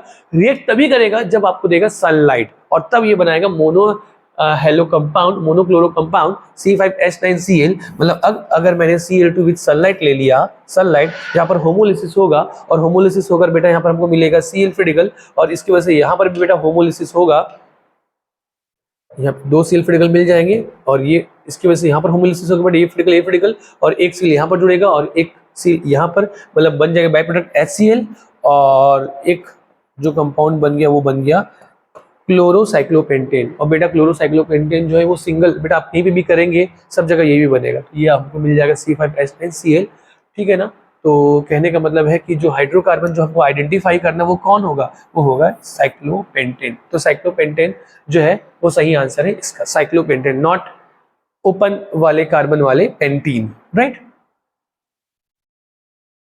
फिर से सवाल देकर रखा है बेटा, यहाँ पर एक देकर रखा हुआ है RBr, ये मैंने इसको मान लिया RBr का मैग्नीशियम के साथ रिएक्शन करके A बनाया हुआ है, और देन वाटर रिएक्ट करके B। बेटा आप लोगों को ये अगेन समझ में आ रहा होगा कि जैसे RX है, RX का जब हम लोग मैग्नीशियम से रिएक्ट करते हैं, अगर ये सिंगल मॉलिक्यूल दिया होता है बेटा, आपको पता है कि ये जो Mg के साथ जब रिएक्शन करता है ना, Mg के साथ जब रिएक्शन करता है तो ये क्या बनाता है बेटा, RMgX, बहुत ही इंपॉर्टेंट रिएजेंट है, ग्रिगनार्ड रिएजेंट, जिसके लिए नोबेल प्राइज भी मिला था ग्रिगनार्ड को। RX और मैग्नीशियम आपस में जब रिएक्ट करता है तो बनाता है RMgX। कैसे बनता है आप लोगों को पता ही होगा, हालांकि मैग्नीशियम 2 इलेक्ट्रॉन रिलीज कर देता है, Mg2+ बनाता है, और ये दोनों इलेक्ट्रॉन इस R पर अटैक करते हैं, और R+ जो होता है वो R- में कन्वर्ट हो जाता है, और X तो माइनस होता ही है, X- और R+ होता है X-, और R+ होता है जब मैग्नीशियम 2 इलेक्ट्रॉन जब रिलीज करता है, ये दोनों इलेक्ट्रॉन इस पे अटैक कर देते हैं, तो ये R+ से R- बन गया, Mg2+ बन गया, और ये X- बन गया। तो बेटा इस तरीके से बना लेते हैं RMgX, तो ये RMgX बन गया। अब RMgX बनने के बाद में क्या होता है, ठीक है। यहाँ पे RMGX में R माइनस होता है, स्ट्रॉन्ग बेस होता है, हालांकि स्ट्रॉन्ग न्यूक्लियोफाइल भी है वो, ठीक है ना। तो अब सुनना बेटा, तो ये स्ट्रॉन्ग बेस जो है ना, स्ट्रॉन्ग बेस ये कहीं पे भी H+ देख लेता है तो वहां से H+ को तुरंत ट्रैप कर लेता है और बना लेता है RH। तो यहाँ पर R जो है R माइनस के फॉर्म में मिलेगा बेटा, R माइनस। और जहां पर भी इसको एक्टिव हाइड्रोजन मिल जाए, किसको बोलते हैं एक्टिव हाइड्रोजन? ऐसा हाइड्रोजन जो मोर इलेक्ट्रोनेगेटिव एटम के साथ क्या होता है, डायरेक्टली जुड़ा होता है। मोर इलेक्ट्रोनेगेटिव एटम जैसे नाइट्रोजन, ऑक्सीजन, फ्लोरीन, ये सबसे। तो ये यहाँ पर एक्टिव हाइड्रोजन है बेटा, तो ये मिलकर बना देगा RH। ये आपको पता है, बस इसी का हमको यहाँ पर यूज करना है। चलिए करते हैं इसका यूज। तो यहाँ पर आपको मिल गया है क्या मिल गया बेटा, CH3 थ्राइस CBr जो है वो इनके साथ मिलकर बना लेगा CMgBr, मतलब ये बन गया आपका A, ये बन गया A। फिर जब इसका वाटर से जब रिएक्शन होगा HOH से, तो यहाँ पर ये फिर से ब्रेक डाउन हो जाएगा। RMGX में हमेशा R माइनस होता है, जो आपको याद रखना है, और ये ब्रेक डाउन होगा बेटा R माइनस के फॉर्म में, CH3 थ्राइस C माइनस, ठीक है। और ये इसी H+ को क्या कर लेगा, ट्रैप कर लेगा। जब ट्रैप कर लेगा तो जो प्रोडक्ट बनेगा वो क्या हो जाएगा, CH3 थ्राइस CH, ये होगा आपका B। तो ये है आपका A, ये है आपका B। अब इसके बाद जो अगला सवाल है, अगेन ये RX दिया हुआ है, जिसका reaction sodium with dry ether से कराने पर मेजर प्रोडक्ट पूछा है। देखिए ये सवाल देने के पीछे का जो मकसद है ना, वो क्या है आप समझना। ये मैं मिटा रहा हूं बेटा, ये आंसर आ गया।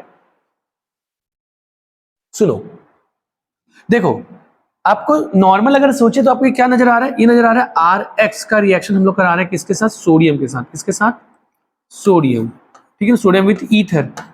तो ये कौन सा रिएक्शन, नाम अभी मैं पूछूंगा, मैक्सिमम बच्चे तुरंत आंसर देंगे। क्या है ये, वुड्स रिएक्शन है ना, वुड्स रिएक्शन, जिसके बारे में आप लोगों ने पढ़ा होगा कि इसमें हम लोग 2 मॉलिक्यूल लेते हैं और बनता है प्रोडक्ट RR, और यही जो प्रोडक्ट होता है वो मेजर होता है ना। तो क्या सेम चीजें यहाँ पर भी होने वाली है? तो प्लीज ध्यान रखें, ये जो है ना, ये क्या, इसको आप लोग देख लीजिए क्या है, ये टर्सरी एल्काइल हैलाइड। ये क्या है, टर्सरी एल्काइल हैलाइड। सर क्या बोलना चाहते हैं, सुनो बेटा ध्यान से। जब आपने ये रिएक्शन करा तो इसका मैकेनिज्म आपने देखा होगा, तो आपने कौन सा मैकेनिज्म यूज करा होगा, फ्री रेडिकल मैकेनिज्म यूज किया होगा। फ्री रेडिकल रिएक्शन 2 टाइप के होते हैं। जब भी हम लोग फ्री रेडिकल रिएक्शन कराते हैं 2 टाइप के होते हैं, एक होता है कॉम्बिनेशन और एक होता है डिस्प्रपोर्शनेशन। याद होगा आपको, कॉम्बिनेशन और डिस्प्रपोर्शनेशन। जिसमें कॉम्बिनेशन जो रिएक्शन होता है ना, वो जनरली मेजर होता है। देखो जनरली मेजर होता है, मतलब वो माइनर भी हो सकता है, और माइनर कब होगा ये भी हम लोग बात करेंगे। तो फिर से सुनेंगे कि जनरली कॉम्बिनेशन रिएक्शन का जो प्रोडक्ट होता है वो मेजर होता है, और डिस्प्रपोर्शनेशन रिएक्शन का जो प्रोडक्ट होता है वो माइनर होता है। पर किसी किसी केसेस में कॉम्बिनेशन रिएक्शन का प्रोडक्ट माइनर हो जाता है और डिस्प्रपोर्शनेशन रिएक्शन का प्रोडक्ट मेजर हो जाता है। क्लियर है क्या? और वो जो केस है वो यही है, जिसमें कॉम्बिनेशन रिएक्शन का प्रोडक्ट माइनर होगा और डिस्प्रपोर्शनेशन रिएक्शन का प्रोडक्ट मेजर होगा। कैसे है सर ऐसा, क्यों? तो सुनना, जब कभी भी R रेडिकल बल्कियर हो जाए ना, बल्कियर, तो बल्कियर हो जाए तो यहाँ पर कंबाइन जो ये होगा, तो कॉम्बिनेशन होने में यहाँ पे दिक्कत आती है, तब कॉम्बिनेशन रिएक्शन का प्रोडक्ट क्या हो जाता है, माइनर। तो सुनिए यहाँ पर आप देख पा रहे हैं कि ये जो है CH3 बेटा, यहाँ पर जब हम लोग क्रिटिकल रिएक्शन कराएंगे तो यहाँ से ये होमोलिसिस होगा और ये बनेगा ये क्रिटिकल, ठीक है। और कितने मॉलिक्यूल लेंगे, इसके भी 2 मॉलिक्यूल, मतलब ये भी हमको मिलेगा 2 molecule, CH3 CH3 CH3, right, ये मिल गया बेटा। तो ज्यादातर बच्चे क्या करेंगे, तुरंत इसको आपस में जोड़ देंगे और ये वाला प्रोडक्ट बना लेंगे, मतलब आंसर हो जाएगा A। और मैं बता दूं बेटा, A आंसर सही नहीं है। क्यों? क्योंकि जब ये आपस में कंबाइन होंगे तो बेटा ये बल्कियर एक दूसरे से रिपेल भी होंगे, तो आसानी से यहाँ पर कॉम्बिनेशन नहीं हो पाता, इसलिए माइनर हो जाता है। तो यहाँ पर हो जाता है डिस्प्रपोर्शनेशन। और डिस्प्रपोर्शनेशन रिएक्शन क्या होता है, जब सेम मॉलिक्यूल का ऑक्सीडेशन होगा और उसी का ही क्या होगा, रिडक्शन, ठीक है ना बेटा, ये होता है डिस्प्रपोर्शनेशन। तो यहाँ पर हम क्या करने जा रहे हैं, यहाँ पर बेटा इसको ओपन कर देते हैं CH2H। तो सुनो, तो ये बेटा 2 मॉलिक्यूल है, एक मॉलिक्यूल का क्या करा दे, ऑक्सीडेशन, दूसरे मॉलिक्यूल का क्या करा दे, रिडक्शन। तो चलिए बेटा, तो यहाँ पर क्या हो जाएगा, ये क्रिटिकल बन गया, ये क्रिटिकल है ऑलरेडी। इसके बाद वाला जो कार्बन उसमें जो CH बॉन्ड है, तो इसकी वजह से यहाँ पर हो जाएगा होमोलिसिस, ये क्रिटिकल, ये क्रिटिकल, यस और नो। यहाँ से H क्रिटिकल निकल जाएगा। तो देखो इस मॉलिक्यूल में H निकल गया तो H का रिमूवल क्या होता है, ऑक्सीडेशन, राइट। तो इसका होगा ऑक्सीडेशन, और जब ऑक्सीडेशन होगा तो क्या होगा बेटा, ये फ्रिकल और ये फ्रिकल मिलकर बना लेंगे डबल बॉन्ड, मतलब ये बन गया isobutene CH3C CH3 double bond CH2, ये हो जाएगा CH3C CH3 double bond CH2, तो एक बन गया C। और अभी और रुक जाएंगे, और जहां से जो H निकला है ना, H फ्रिकल, ये दूसरे मॉलिक्यूल में जाकर, दूसरे फ्रिकल में जाकर अटैक करेगा, और जब इसके साथ मिलेगा तो ये बना लेगा CH, तो ये बन जाएगा आइसोब्यूटेन, जो कि ये है आइसोब्यूटेन CH3 थ्राइस CH। तो यहाँ पर जो आंसर है वो मेजर जो प्रोडक्ट होगा वो डिसप्रपोर्शनेशन रिएक्शन का प्रोडक्ट होगा, जो कि क्या है बेटा, B एंड C बोथ, मतलब सही आंसर है D, सही आंसर है D, B and C both. मैंने जो आपको समझाना जो चाहा वो आपने समझा क्या, कि जनरली कॉम्बिनेशन रिएक्शन का प्रोडक्ट मेजर होता है, पर यहाँ पर डिसप्रपोर्शनेशन रिएक्शन का प्रोडक्ट मेजर होगा। और ये कब होगा, जब भी टर्सरी, बेटा मैंने यहाँ पे एक हिंट भी लिख रखा है, ये भी ध्यान रखेंगे, in free radical reaction generally combination जो प्रोडक्ट होता है वो मेजर होता है, combination product is major generally, but in case of tertiary carbon free radical disproportionation product will be major. ठीक है बेटा, चलिए अगला सवाल, क्वेश्चन बेटा ये हमको देके रखा है, साइक्लोएल्कीन है, मिथाइल साइक्लोएल्कीन है बेटा, है ना, साइक्लोहेक्सीन, जिसका HBr विद पेरोक्साइड के साथ रिएक्शन किया और एक बार HBr के साथ। तो बेटा आप लोग को तो वैसे पता है कि पेरोक्साइड इफेक्ट है, मतलब यहाँ पर, ठीक है ना, ये जो एंटी मार्कोनी का रूल लगेगा, याद आपको आ ही रहा होगा। फ्री, यहाँ पर कौन सा रिएक्शन बेटा, ये फ्री रेडिकल एडिशन रिएक्शन होगा, फ्री रेडिकल एडिशन रिएक्शन। और HBr है बेटा, ये कौन सा रिएक्शन होगा, इलेक्ट्रोफिलिक एडिशन रिएक्शन, राइट। चलिए तो इसमें फ्री रेडिकल एडिशन रिएक्शन पहले करा देते हैं। सबसे पहले ये क्या हो जाएगा बेटा, HBr में ब्रेक हो जाएगा, और ये अटैकर होता है, Br फ्रिकल अटैकर होता है, इसकी वजह से यहाँ पर ब्रेक हो जाएगा, ये Br, ये सॉरी, ये भी फ्रिकल, ये भी फ्रिकल, और Br इन दोनों में से किस में अटैक करेगा, इसमें पहले, क्यों, क्योंकि ये वाला फ्रिकल ज्यादा स्टेबल है, तो यहाँ पर Br जुड़ेगा और फिर H यहाँ पर जुड़ेगा। फाइनली आंसर जो होगा वो क्या आ जाएगा, ये आ जाएगा CH3 और ये Br, यहाँ पर H जुड़ा हुआ है, नहीं भी लिखे तब भी अंडरस्टूड है। ये हो जाएगा फ्री रेडिकल एडिशन रिएक्शन, और इसी का उल्टा होगा बेटा HBr में। तो कैसे, यहाँ पर इलेक्ट्रोफिलिक एडिशन रिएक्शन, ये भी मैकेनिज्म के थ्रू करते हैं हम लोग साथ में। यहाँ पर पाई बॉन्ड शिफ्ट होगा बेटा, किधर शिफ्ट होगा, इधर, माइनस प्लस, प्लस यहाँ पर पाई बॉन्ड इधर क्यों शिफ्ट हुआ, क्योंकि प्लस चार्ज यहाँ पर ज्यादा स्टेबल है, ठीक है ना। क्या यहाँ पे रीअरेंजमेंट की जरूरत है, नहीं है, तो सीधा आप बेटा क्या करें, पहले H प्लस यहाँ अटैक करेगा और Br यहाँ अटैक करेगा, मतलब आंसर जो आ जाएगा वो आ जाएगा आपका, ये हो जाएगा CH3, यहाँ पर आ जाएगा Br और ये आ जाएगा H, ये हो गया इसका आंसर। ठीक है, चलिए अगला सवाल, reactivity towards SN1 and SN2 decreasing order आपको बताना है। ठीक है बेटा, अब देखिए यहाँ पर ये बड़ा अच्छा सवाल है, बड़ा ही अच्छा सवाल है, क्यों, देखते हैं मैं क्यों बोलना चाह रहा हूँ। सुनो, वैसे आप लोगों ने रटा हुआ होगा कि SN1 की रिएक्टिविटी जो होती है वो टर्सरी 3 डिग्री एल्काइल हैलाइड की ज्यादा होती है, then 2 degree alkyl halide, then क्या बेटा 1 डिग्री एल्काइल हैलाइड। RX में आप लोगों ने ये चीजें, RX एल्काइल हैलाइड में ये चीज आपने रटी होगी, ठीक है ना। तो कई बार ये रटना जो है ना वो घातक हो जाता है। कैसे, सुनो, घातक का मतलब गलत नहीं बोल रहा हूँ, फंस जाते हैं। देखो बेटा यहाँ पर ये क्या है, ये प्राइमरी एल्काइल हैलाइड है, RX है। ये मुझे बताओ ये क्या है, इसको ओपन करके देखेंगे आपको समझ में आएगा। ये भी प्राइमरी है, CH3CH2Br, देखो ये भी तो प्राइमरी है। मुझे बताओ दोनों के दोनों प्राइमरी है, तब हम कैसे करेंगे, इसी को हम समझेंगे। और ये क्या है बेटा, सेकेंडरी है, ये आपका सेकेंडरी है, और ये क्या है, ये आपका टर्सरी है, ये आपका टर्सरी है। स्टेबिलिटी जो है, रिएक्टिविटी किस बात पर डिपेंड करती है, स्टेबिलिटी ऑफ कार्बोकेटाइन। जब हम X निकालते हैं तो बेटा जब X निकालेंगे तो यहाँ पर बनेगा कार्बोकेटाइन, सबसे ज्यादा स्टेबल ये होगा इसलिए टर्सरी है। देन फिर ये Br निकालेंगे, यहाँ पर कार्बोकेटाइन बनेगा बेटा, ये 2 डिग्री है, फिर इसकी, और देन फिर इसमें हम लोग क्या करेंगे, तो प्लीज अब थोड़ा सुनना, यहाँ पर भी हम स्टेबिलिटी ऑफ कार्बोकेटाइन देखते हैं, पर इससे भी ज्यादा इंपॉर्टेंट कुछ और होता है, और यही खास बात है। इन चारों में सबसे ज्यादा रिएक्टिव कौन होगा, D। उसके बाद फिर क्या, C, उसके बाद फिर क्या, B या A। तो अगर आप लोग कॉन्सेप्ट पकड़े हुए हैं तब तो ठीक है, यहां पर कॉन्सेप्ट पूरा सही तरीके से पता होना चाहिए। वैसे जब Br निकलेगा तो बेटा ये बनेगा कार्बोकेटाइन, यहां पर ये 1 डिग्री कार्बोकेटाइन हाइपर कॉन्जुगेशन हो रहा है 2, यहां पर जब Br निकालेंगे तो बनेगा कार्बोकेटाइन हाइपर कॉन्जुगेशन हो रहा है 1। तो यहां पर अगर आप लोग ये सोचिए कि स्टेबिलिटी ऑफ कार्बोकेटाइन ही देखना है, तब आप ए की रिएक्टिविटी ज्यादा कह देंगे बी से, पर सही आंसर है बी की रिएक्टिविटी ज्यादा है ए से। इसी को आपको याद रखना है, मैं यही कहना चाह रहा हूं। आई एम सॉरी, बी की रिएक्टिविटी ए से ज्यादा है। क्यों? रीजन क्या है, प्लीज ध्यान रखेंगे। रीजन ये है कि कार्बोकेटाइन कितनी आसानी से बनता है। अगर दोनों के दोनों 1 डिग्री है ना, तो कार्बोकेटाइन कितनी आसानी से बनता है, तो वो स्टेबिलिटी पे डिपेंड करता है। पर वो एक चीज और पे डिपेंड करता है, वो क्या, कि अगर जैसे ये CH3 CH2 और ये C, ये बेटा ये इसमें क्या है, 2 H है और एक X है, और एक और जो मैंने दिया था वो क्या था, CH से CH, ये C है, एक H, ये भी एक H और ये X, ठीक है ना।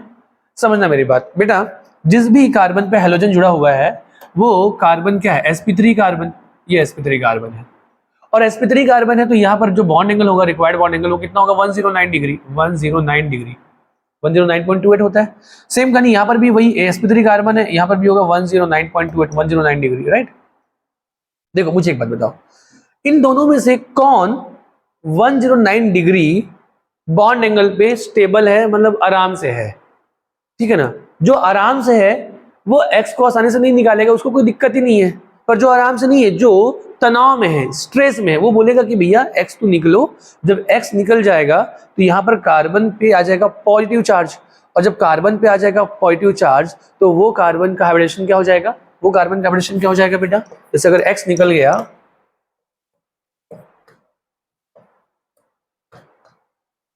तो इस कार्बन पे आ जाएगा पॉजिटिव चार्ज, यहां पर x निकल गया तो अगेन इस कार्बन पर आ जाएगा क्या बेटा,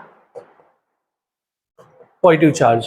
तो अब आप मुझे बताओ x के निकलने के बाद कौन तनाव फ्री महसूस कर रहा है।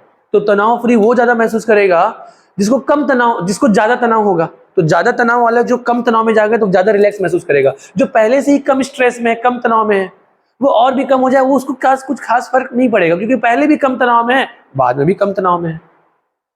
बात समझेंगे बेटा। देखो क्या कि यार ये जो है ना, ये लीनियर था, तो लीनियर था, इसको कोई दिक्कत नहीं था 109 डिग्री में रहने का, लेकिन यहाँ पर ये ब्रांचिंग होने की वजह से ये हो गया बल्कियर। अब ये बल्कियर हो गया बेटा, तो इनके बीच में रिपल्सन जो है वो ज्यादा प्रभावी हो गया, इफेक्टिव हो गया। तो ये 109 डिग्री में अपने आप को बहुत ज्यादा रिपल्सन महसूस कर रहा है, और इसको दिक्कत हो रही है वहां पर रहने में। जैसे अगर एक टेबल हम लोग दे दें तो मोटे ताजे बंदे को वहां पर 3 लोग के साथ बैठने में, ठीक है ना, उसको दिक्कत होगी, ठीक है। लेकिन एक पतले आदमी को 3 लोग के साथ बैठने में उसको कुछ खास ज्यादा दिक्कत नहीं होगी, यस और नो। तो ये मोटा ताजा है, इसको यहाँ पर थोड़ी दिक्कत हो रही है, तो दिक्कत हो रही है, इसके लिए वो x को बाहर निकालने में ये जो क्या करेगा बेटा, फेवर करेगा। तो यहाँ पर x जल्दी बाहर निकल जाएगा इसके कंपैरिजन में। तो जब x जल्दी बाहर निकल जाएगा मतलब पॉजिटिव चार्ज जल्दी बन जाएगा, मतलब इसकी स्टेबिलिटी ज्यादा है, ठीक है ना। क्यों? क्योंकि ये sp3 से जैसे ही ये sp2 में गया, इसका रिक्वायर्ड बॉन्ड एंगल हो गया बेटा 120, मतलब अब ये 120 में रहेगा,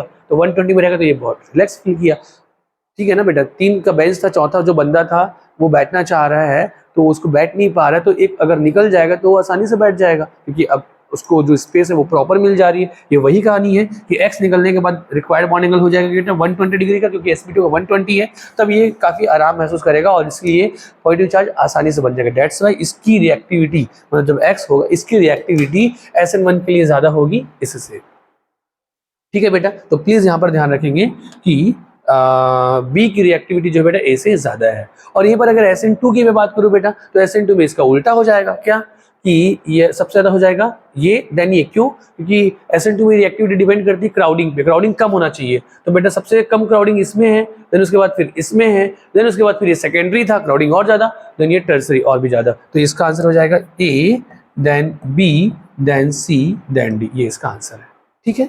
चलिए रिएक्टिविटी इन दोनों में पूछ रहा है SN1 और SN2 के लिए, ए और बी की रिएक्टिविटी किसकी ज्यादा है। बढ़िया, अच्छा सवाल है बेटा, ठीक है ना। यहाँ पर हमने सब टाइप के सवाल लिए हैं, सिंपल से लेके अच्छे लेवल तक के भी क्वेश्चन लिए हुए हैं, और अच्छे लेवल उतना ही जितना आपके नीट में इंपॉर्टेंट है, ठीक है। सुनिए बेटा, आप लोग दिया है यहाँ पे बेंजाइल ब्रोमाइड, ठीक है ना। तो ये एक एल्काइल है, ये भी एल्काइल हैलाइड है, ठीक है। साइक्लोहेक्साइल मिथाइल ब्रोमाइड दिया हुआ है। SN1 की रिएक्टिविटी किसकी ज्यादा है। अगेन कॉन्सेप्ट देखेंगे बेटा, SN1 में हम क्या देखते हैं, स्टेबिलिटी ऑफ कार्बोकेटाइन। तो सबसे पहले Br निकालो, तो जब बेटा हम लोग Br निकालेंगे यह बनेगा कार्बोकेटाइन, यहां पर भी Br निकालो बनेगा कार्बोकेटाइन, राइट। इन दोनों कार्बोकेटाइन में से किसकी स्टेबिलिटी ज्यादा है, सोचे। तो बेटा आपको दिख रहा है रेजोनेंस स्टेबल कार्बोकेटाइन, राइट, इसकी स्टेबिलिटी ज्यादा है, दैट्स व्हाई ए की रिएक्टिविटी बी से ज्यादा है। ये आंसर हो गया SN1 का। अब यहीं पर SN2 के लिए आप सोचे, बड़ा अच्छा सवाल है। तो कैसे देखें SN2, देखो बेटा दोनों में, अब अच्छा यहाँ पर बेटा कोई पॉजिटिव चार्ज नहीं बनेगा ना, SN2 में कोई भी कार्बोकेटाइन नहीं बनता, ठीक है ना। वहां पर तो न्यूक्लियोफाइल क्या करेगा, न्यूक्लियोफाइल क्या करेगा, इस कार्बन पर अटैक करेगा, न्यूक्लियोफाइल इस कार्बन पर अटैक करेगा डायरेक्ट सीधा, पार्शियल पॉजिटिव चार्ज है वहां पर, ठीक है ना। Br पहले नहीं निकलता, साथ साथ सारे काम होते हैं। तो यहाँ पर बेटा क्राउडिंग, तो यहाँ पर हम क्या देखते हैं, इस कार्बन पर जो क्राउडिंग वो कम हो, तो बेटा दोनों में क्राउडिंग लगभग सेम है। यहाँ पर सारे के सारे कार्बन sp2 थे, यहाँ पर sp3 थे, हालांकि पर इन दोनों में डिफरेंस ये है कि इसमें एक H एक्स्ट्रा है, एक हाइड्रोजन ज्यादा है, और हाइड्रोजन टाइनी पार्टिकल है, वो क्या एक्स्ट्रा कोई क्राउडिंग करेगा, तो क्राउडिंग तो ऑलमोस्ट सेम है। तो दूसरा क्या बेटा, तो दूसरा क्या, इलेक्ट्रॉन विड्रॉइंग ग्रुप किसमें प्रेजेंट है, तो बेटा इलेक्ट्रॉन विड्रॉइंग ग्रुप अगर हम लोग देखें तो ये sp2 कार्बन है, और sp2 कार्बन लगाने की वजह, sp2 कार्बन होने की वजह से ये -I लगाएगा, पर यहाँ पर सारे के सारे कार्बन sp3 है, तो ये तो क्या लगाएगा +I, और +I लगने की वजह से इसकी रिएक्टिविटी कम हो जाएगी, इसकी रिएक्टिविटी ज्यादा हो जाएगी। बेटा ये कई बार सवाल बनता है कि जैसे बेंजाइल क्लोराइड या बेंजाइल ब्रोमाइड है ना, ये SN1 और SN2 दोनों शो करता है, जिसका रीजन क्या है, तो SN1 के लिए इसका रीजन अलग है, SN2 के लिए इसका रीजन अलग है। SN1 के लिए रीजन क्या हो जाएगा, बनने वाला कार्बोकेटाइन स्टेबल होता है, ठीक।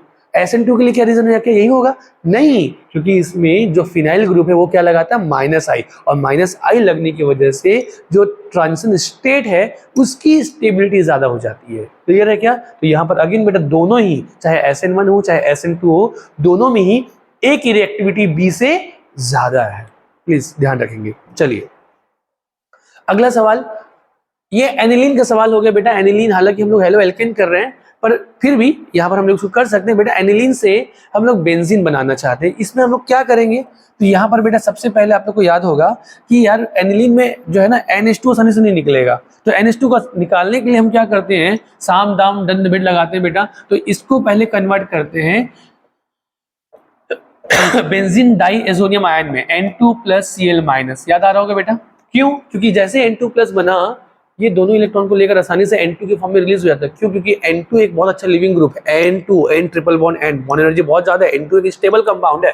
तो पहले हम इसको इसमें कन्वर्ट करते हैं, और देन फिर यहाँ से यहाँ जाता है, और तब हम क्या कराते हैं, इसका रिडक्शन करने के लिए हम लोग H3PO2 या इथाइल अल्कोहल इसकी मदद लेते हैं। तो बेटा यहाँ से पहले हम यहाँ पे जाएंगे, यहाँ से यहाँ, तो यहाँ से यहाँ पे जाने के लिए हम क्या करते हैं बेटा, इसका डाइजोटाइजेशन NaNO2 + HCl, और कंडीशन क्या रखते हैं बेटा, cold condition 0 to 5 degree Celsius. आपको याद होगा ये रिएक्शन जो है तब यह यहाँ से यहाँ पे शिफ्ट होगा, और जब हम इसका क्या कराते हैं, रिडक्शन कराते हैं, तभी बेंजीन में कन्वर्ट होता है। तो एक तो ये हो गया बेटा कि रिएजेंट आप सबसे पहले एक NaNO2 विद HCl देंगे, दूसरा H3PO2 या इथाइल अल्कोहल, वो भी इसको रिड्यूस ही करता है।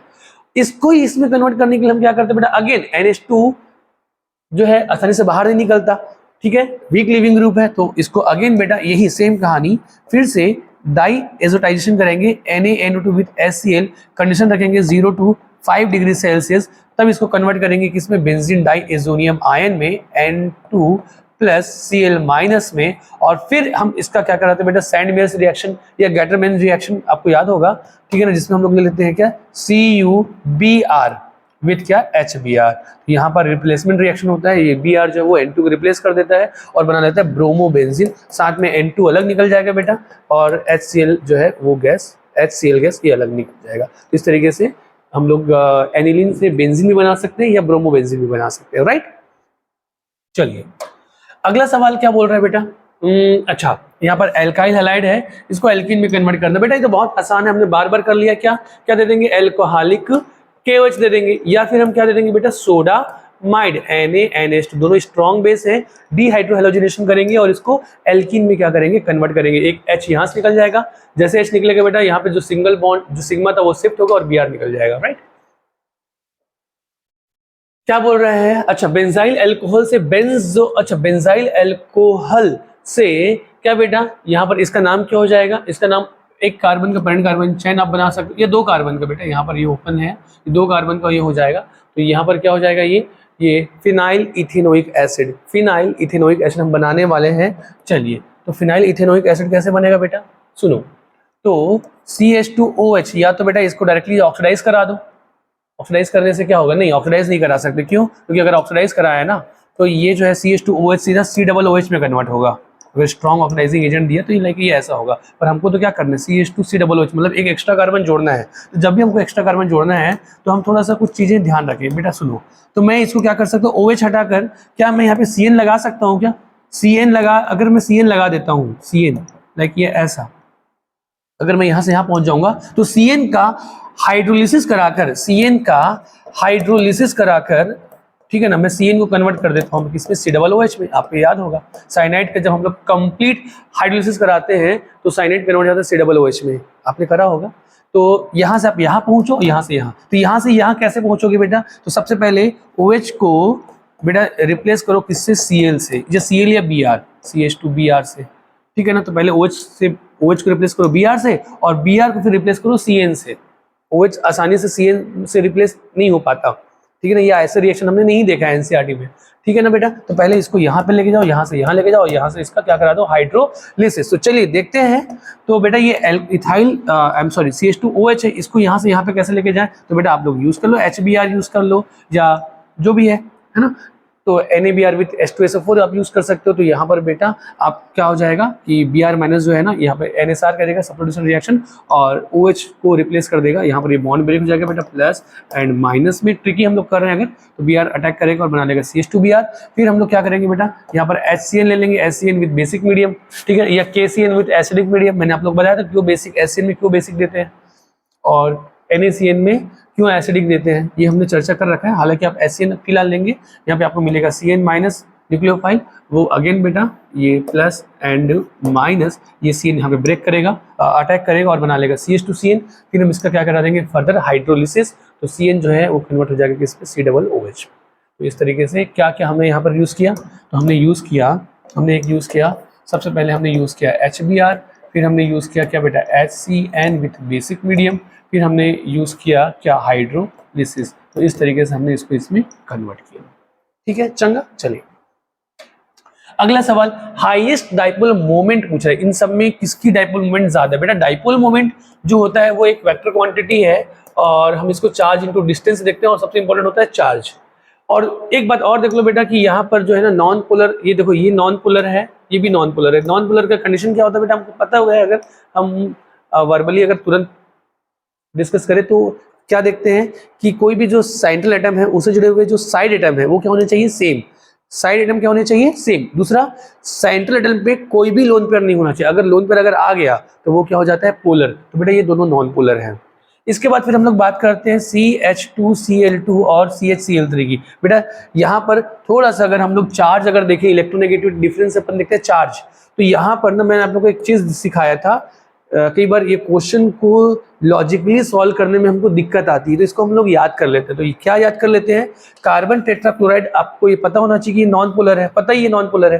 फिर इससे हम क्या करते हैं, एक क्लोरीन कम करते हैं और एक हाइड्रोजन बढ़ाते हैं, तो धीरे धीरे डाइपोल मोमेंट बढ़ते जाता है। क्लोरीन कम करो, हाइड्रोजन बढ़ाओ, क्लोरीन कम करो, हाइड्रोजन बढ़ाओ, इससे क्या होती जाएगी बेटा, डाइपोल मोमेंट बढ़ते जाएगी। तो चलो एक क्लोरीन कम करेंगे, एक H बढ़ा देंगे, तो क्लोरीन कम किया, H लगा दिया, CaCl, इससे ज्यादा होगा इसका डाइपोल मोमेंट, ठीक है ना। अगेन एक क्लोरीन कम किया, एक हाइड्रोजन और बढ़ा दिया, तो इससे ज्यादा डाइपोल मोमेंट इसका होगा। और अगेन एक क्लोरीन कम किया और एक और हाइड्रोजन बढ़ा दिया, तो ये हो जाएगा CaCl, सबसे ज्यादा डाइपोल मोमेंट इसका होता है, ठीक है बेटा। तो ये वाला क्वेश्चन को कुछ इस तरीके से याद रखें। तो बेटा आप देख पा रहे हैं, क्या ये ऑप्शन में है, नहीं ये ऑप्शन में नहीं है। क्या ये ऑप्शन में है, यस ये ऑप्शन में है, ये वाला। क्या ये वाला ऑप्शन में है, यस ये वाला। तो मैक्सिमम डाइपोल मोमेंट, ये तो ऑप्शन में नहीं है बेटा, इसको काट दो। तो मैक्सिमम डाइपोल मोमेंट किसका है, CH2Cl2 का। क्लियर है, चलिए।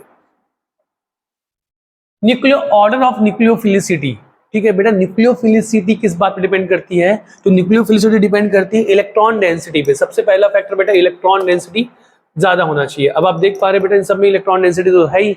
अच्छा दूसरी बात बेटा, ये ग्रुप का क्वेश्चन है, तो आप दूसरा ध्यान में रखेंगे, दूसरा डिपेंड करता है साइज पे। साइज जब ज्यादा होगा तो न्यूक्लियोफिलिसिटी ज्यादा हो, अच्छा इलेक्ट्रॉन डेंसिटी जब ज्यादा होता है तो अगेन न्यूक्लियोफिलिसिटी भी ज्यादा होती है, ठीक है ना। तो इलेक्ट्रॉन डेंसिटी सब में ठीक है, सब में ज्यादा है। दूसरा इंपॉर्टेंट फैक्टर साइज, जैसे जैसे साइज बढ़ते जाएगा न्यूक्लियोफिलिसिटी भी क्या होती जाएगी, बढ़ती जाएगी। ऐसा क्यों बेटा, क्योंकि जब साइज ऑफ एनायन बढ़ता है ना तो पोलराइजेशन बढ़ता है। क्यों? क्योंकि An के लिए हम लोग देखते हैं पोलराइजेबिलिटी, तो साइज ऑफ An बढ़ेगा, पोलराइजेबिलिटी बढ़ेगी, ठीक है ना। पोलराइजेबिलिटी बढ़ेगी तो पोलराइजेशन बढ़ेगा। तो यहाँ पर जो जो न्यूक्लियोफाइल होता है, जब वो किसी इलेक्ट्रॉन डेफिशिएंट स्पीसीज पे जब क्या करता है, सेंटर पे अटैक करता है ना, तो उसको क्या करता है, पोलराइज करता है, और पोलराइज करके बॉन्ड का फॉर्मेशन करता है। यस और नो? कौन सा? Covalent bond. तो जब इसकी साइज जितनी ज्यादा होगी, साइज इसकी जितनी ज्यादा होगी, वो इस कार्बन के साथ उतना ही आसानी से क्या हो जाएगा, पोलराइज हो जाएगा। और जब आसानी से पोलराइज हो जाएगा तो आसानी से बॉन्ड भी बन जाएगा, ठीक है ना बेटा। इसीलिए तो सबसे ज्यादा साइज किसकी है, I माइनस, तो इसकी न्यूक्लियोफिलिसिटी सबसे ज्यादा, देन किसकी बेटा, Br माइनस, देन फिर किसकी बेटा, देन Cl माइनस, और सबसे कम किसकी, F माइनस। तो ये प्लीज आप लोग न्यूक्लियोफिलिसिटी का ऑर्डर याद रखेंगे। क्लियर है? अगला सवाल। अच्छा, ये एल्किन दिया हुआ है जिसमें HBr और HBr के साथ पेरोक्साइड, ये दोनों का बेटा, तो ये तो बहुत आसान सा सवाल है। HBr अगर हम लोग देखें तो यहाँ पे इलेक्ट्रोफिलिक एडिशन रिएक्शन में जाएगा, पाई बॉन्ड शिफ्ट होगा बेटा माइनस प्लस। यार इधर मैंने क्यों शिफ्ट कराया, क्योंकि प्लस चार्ज जो यहाँ पे बना है ना, वो ये C6H5 क्या है, ये बेंजीन ही तो है। तो इधर से इसको मिलेगा साइक्लिक रेजोनेंस, और साइक्लिक रेजोनेंस की वजह से इधर से ज्यादा स्टेबल होगा, दैट्स व्हाई पाई बॉन्ड इधर शिफ्ट हुआ है। क्लियर है क्या? तो ये माइनस प्लस कर दो, प्लस में लगा दो बेटा H, I am sorry, minus में लगा दो क्या बेटा, H प्लस, और ये तो स्टेबल कार्बोकेटाइन सीरीज में Br चिपका दो, आंसर आ जाएगा C6H5CH2CH2CH3। और यहीं पर मैंने अगर आपको HBr विथ पेरोक्साइड दे दिया, तब ये रिएक्शन क्या हो जाएगा, ये तो था इलेक्ट्रोफिलिक एडिशन रिएक्शन, ये हो जाएगा आपका फ्री रेडिकल एडिशन रिएक्शन। तब हम लोग इसको किस तरीके से करेंगे बेटा, तब हम करेंगे इसको फ्री रेडिकल तरीके से। यहाँ पर मिलेगा H फ्रीडिकल एंड Br फ्रीडिकल, और इसकी वजह से यहाँ पर भी होमोलिसिस होगा, पाई बॉन्ड ब्रेक हो जाएगा फ्री रेडिकल में।